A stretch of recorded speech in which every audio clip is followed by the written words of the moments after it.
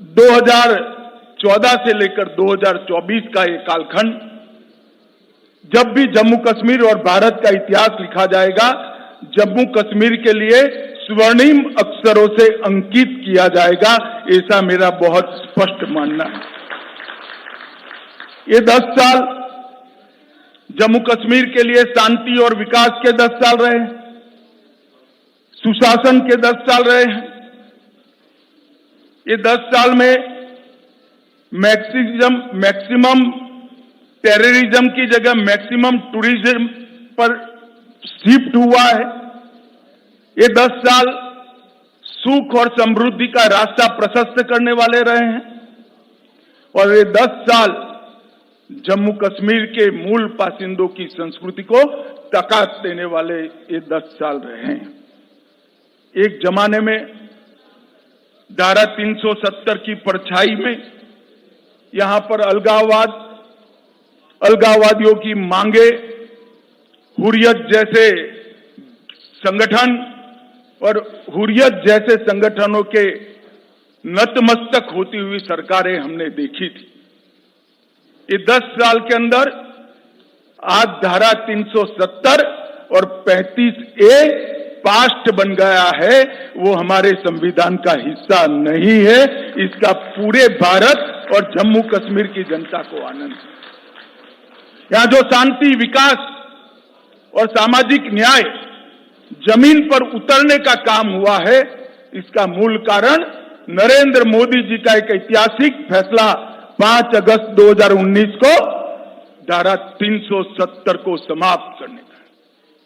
बड़ी दुख की बात है, विगत दिनों में एनसी का एजेंडा मैंने पढ़ा है, और एनसी के एजेंडे को कांग्रेस का मौन समर्थन भी मैंने देखा है।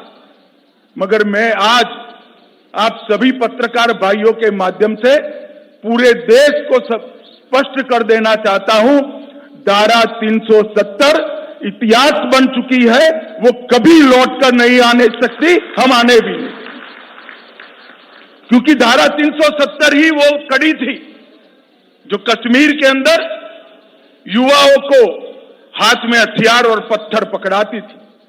अलगाववाद की विचारधारा ही युवाओं को विकास की जगह आतंकवाद के रास्ते पर शिफ्ट करती थी, और आज मोदी जी के नेतृत्व में ढेर सारे काम हुए हैं। मित्रों, मैं चुनाव घोषणा पत्र पर आने से पहले कुछ चीजें जरूर कहना चाहता हूं। जम्मू कश्मीर में सबसे बड़ी जरूरियात थी शिक्षा की। लगभग ये 10 साल में 59 कॉलेजों को मान्यता मिली है। 30 कश्मीर डिवीजन में और जम्मू डिवीजन में 29, 16,000 छात्रों की प्रवेश क्षमता जोड़ी गई है। न्यू एजुकेशन पॉलिसी के तहत आओ स्कूल चले अभियान हमने आगे दिखाया है, बढ़ाया है। 45 अटल टिंकरिंग लैब स्थापित किए हैं, और 6,000 करोड़ की लागत से 2 एम्स, एक विजयपुर में, एक अवंतीपुरा में, IIT, IIM, नीट, यूनानी अस्पताल, कई सारे भवन और संस्थान उच्च शिक्षा के लिए यहां खोले हैं। 70 साल तक देखा जाता था कि जम्मू कश्मीर के बच्चे यहां पढ़ाई लिखाई नहीं हो सकती थी, यहां से देश भर में पढ़ने जाते थे। आज देश भर के बच्चे जम्मू कश्मीर में पढ़ने के लिए आ रहे हैं और एक अच्छा संदेश लेकर देश में जा रहे हैं। रेवेन्यू डेफिसिट वाले स्टेट के अंदर जल विद्युत बड़ा विकास का मार्ग प्रशस्त करने वाला था। लगभग 22,500 करोड़ की लागत से विभिन्न हाइड्रो प्रोजेक्ट का निर्माण हमने किया है। लगभग 1,000 मेगावाट पाकलदुल, इसके साथ शाहपुर कंडी बांध सिंचाई, रतले हाइड्रो योजना, क्रार हाइड्रो योजना, कीरू हाइड्रो योजना, ढेर सारे बिजली उत्पादन के जल विद्युत के संयंत्र यहां स्थापित किए गए हैं, और आने वाले दिनों में ये काम पूर्ण होते ही वो जम्मू कश्मीर को सरप्लस बजट देने वाला स्टेट बनाएंगे, ऐसा पूर्ण आयोजन नरेंद्र मोदी जी के नेतृत्व में किया है। कई सारे बिजली के वितरण के भी काम हुए हैं। इसके साथ हमने शांति के मोर्चे पर भी ढेर सारा काम किया है, उस पर मैं बाद में आऊंगा। पहले सामाजिक सद्भाव और समरसता पर भी बात रखना चाहता हूं। धारा 370 के कारण यहां रिजर्वेशन संभव नहीं हो पाता था, महिलाओं को अन्याय होता था, दलित भाइयों को अन्याय होता था, ट्राइबल्स को अन्याय होता था। भारतीय जनता पार्टी की नरेंद्र मोदी सरकार ने यहां आरक्षण को जमीन पर उतारने का काम किया है। आज एससी वर्ग का भी आरक्षण हुआ है, आर्थिक रूप से कमजोर वर्ग का 10% आरक्षण हुआ है, ओबीसी का आरक्षण बढ़ाया गया है।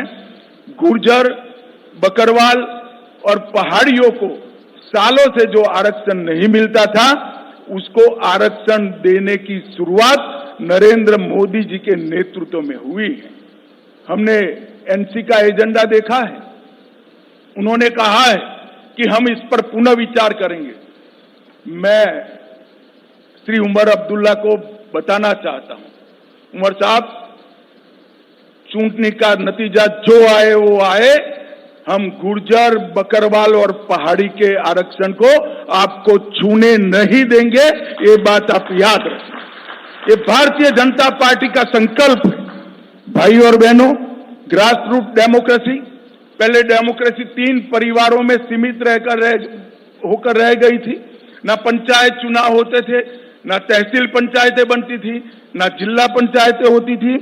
भारतीय जनता पार्टी की सरकार ने ग्राम पंचायत, तहसील पंचायत, जिला पंचायत और म्यूनिसिपैलिटी के चुनाव कर पंचायती राज को बहाल करने का काम किया है और यहां लोकतंत्र को प्रस्थापित किया है। पहले जम्मू कश्मीर में एक जमाना था कि 10% अगर वोटिंग हो जाती है तो सारे अंग्रेजी अखबारों में हेडलाइन बनता था कि जम्मू कश्मीर में डबल डिजिट वोटिंग हुआ।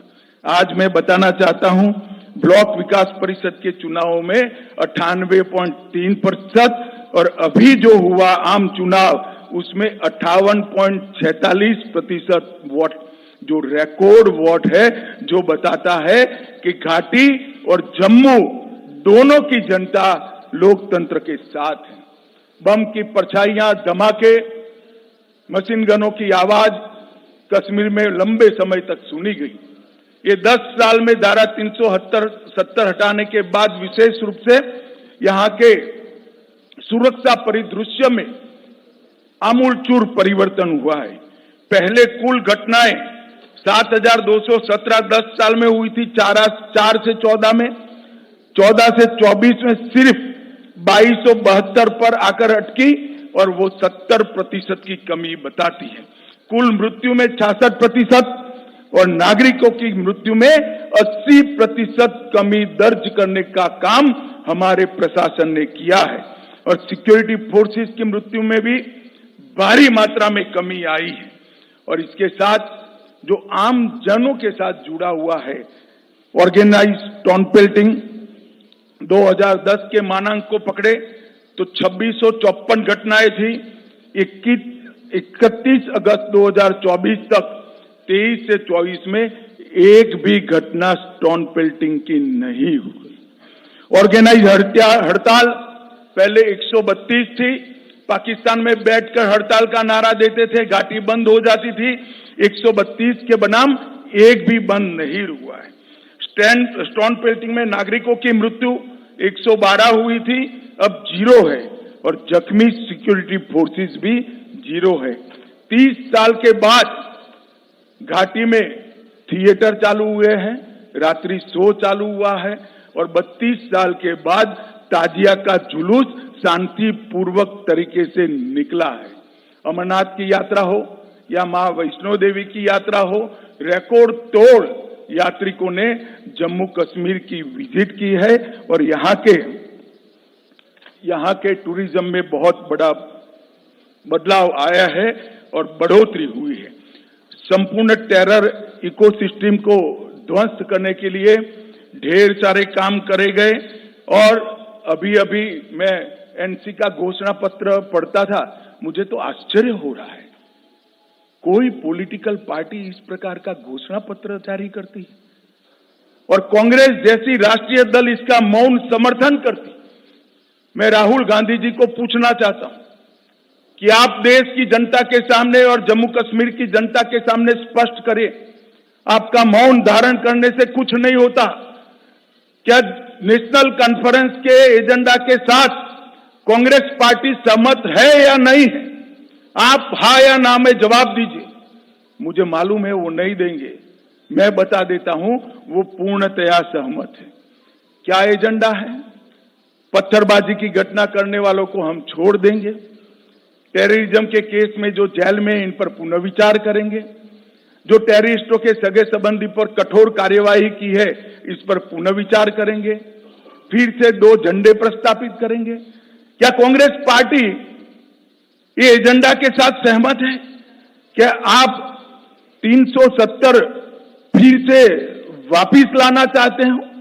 इसकी बात आपने करनी चाहिए।